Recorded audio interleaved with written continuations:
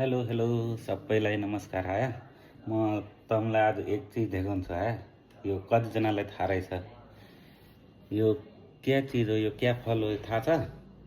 थाहा भएको छ हजुरलाई भने है, यो काँचो छ न यसो हुन्छ है, पाकेपछि यो यसो हुन्छ। ल पाकेपछि यो कालो कालो हुन्छ।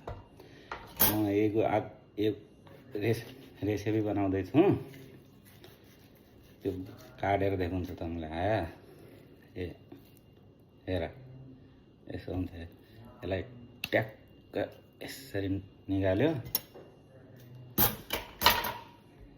यो यसो छ क्या। यसलाई यसरी निकाल्यो, ल त यो सस बनाउने यसलाई एकदम मिठो हुन्छ, निको हुन्छ। रेसिपी चाहियो भने भने आयो कमेन्ट बक्समा लेखे, कमेन्ट गरेर म तँलाई रेसिपी दिउँ। हेर्दा साथी यस्तो हो।